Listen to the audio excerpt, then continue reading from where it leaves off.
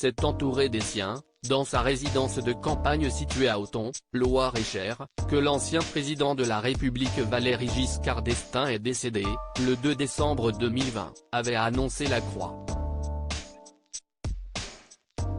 Il avait 94 ans.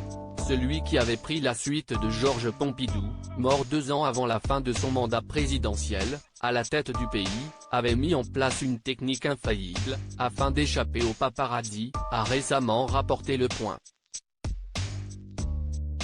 C'est par la voix de Pascal Rotin, ancien photographe de Paris Match, il avait révélé plusieurs scoops au cours du septennat de Valéry Giscard d'Estaing, que nos confrères ont révélé l'astuce utilisée par le prédécesseur de François Mitterrand.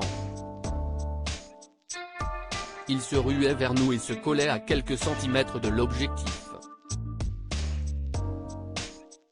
Il venait serrer nos mains, faisait mine de prendre de nos nouvelles puis s'en allait. On repartait bredouille, c'était assez malin, a confié l'ancien photojournaliste à nos confrères.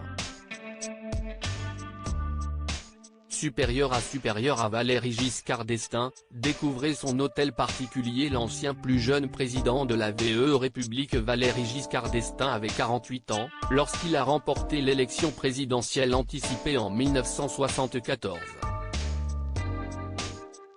Il était alors le plus jeune président de la République, devenant par la même occasion le 20e chef de l'État élu par les Français, sous la République, a rappelé Europe 1.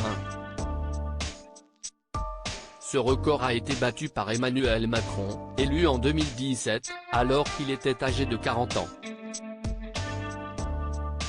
Le 10 mai 1981, Valéry Giscard d'Estaing a dû s'incliner et céder sa place à François Mitterrand, contre lequel il a perdu l'élection.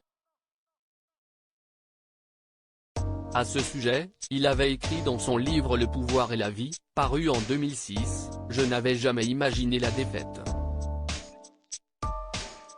Ce que je ressens, ce n'est pas de l'humiliation, mais quelque chose de plus sévère, la frustration de l'œuvre inachevée. »